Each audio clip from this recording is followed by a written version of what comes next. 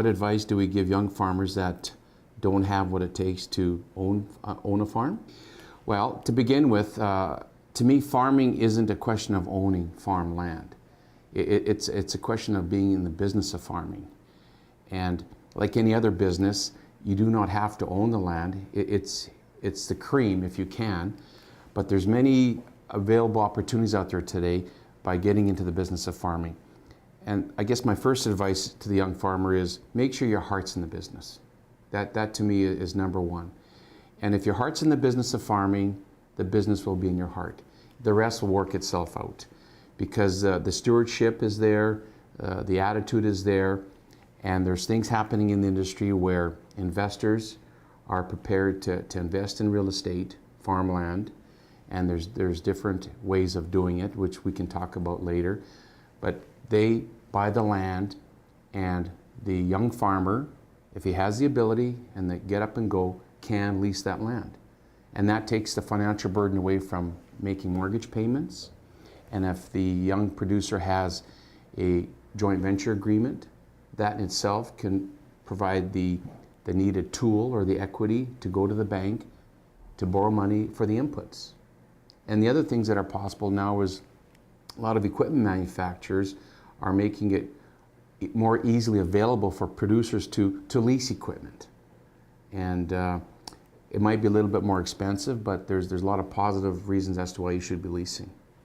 And just to further clarify on farmers, the young farmers today not having the ability to own land, that's no different than many businesses in this country. Accounting, lawyers, plumbing shops, you name it, grocery stores. A lot of them do not own the brick and mortar. And why? Is because we have landlords that own it. It gives the business owner, the entrepreneur, the ability to focus on their business. Owning real estate and brick and mortar is not always the best thing. I'm not saying it's bad, but it's not always the best thing. And farming is moving in that direction. There's a big trend now to have lots of land in the future, probably owned by wealthy people who look at land as an investment and farming as a business for the young person. So if you look at a situation where Mr. Young Farmer farms thousands of acres and doesn't own land or very little land, that's no different than a lot of businesses in this country that rent space. And they do well. Again, you've got to have the right get up and go and attitude to do it. If you've got it, it works. Ownership is a privilege. And by renting land, the rental agreement or the joint venture agreement in itself is a valuable tool that could be used to provide you the needed equity to borrow the money, to buy the inputs, to do all those things. That rental arrangement in itself has got value.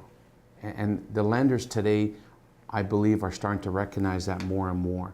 Because if you're a young farmer, don't have equipment, don't have land, but you've got the skills, and you've been farming with your folks, your parents or whatever, or you might have been farming 2 or 3 quarters, I mean, that's what you need to start with. So that allows that young person with a joint venture agreement that's got value to kickstart. He might not get into this 10,000 acres right away, but he's got to work his way up. What they're looking for is several things. One is the security, like how long is that venture? Is it a year to year? Is it 3, 4, 5 years? The longer the venture, the more secure it is, right? And the other thing they look for is with that joint venture, what are the terms? Is it cash rent? Is it a joint venture where there's a sharing arrangement made between the landlord and the producer? They also look at a cash flow. Give us a cash flow. Now all of a sudden you're paying rent. Say it's a cash rent arrangement. You're paying $60, $70 an acre. And that farmer has to produce a set of financials based on that. And if the financials allow him to make his payments on his inputs, to make the payments what he needs to on his lease equipment, there's no reason why the bank would not lend it to him if it carries its own. And the equity is the agreement. That's the agreement. And again, it's a process of educating the lenders to look at it in that light. And I'm sure it's not far around the corner. It's very challenging to buy land at today's prices, and we believe land's never been cheap in this province. And because of that, the land that has been bought over the last many years, the reason why farmers were able to continue with their payments and stuff is because over time commodity prices did rise, and farmers are incredible people when it comes to commitments in terms of their financing and debts, and they just struggle, a lot of them, and there's good years and bad years, and they manage to make ends meet. But today, land has gone up so high in this province that its productive value is far below its real fair market value. And it's not because agriculture has created that, it's because the province of Alberta is a very special place, and our oil industry impacted that, speculation impacted that.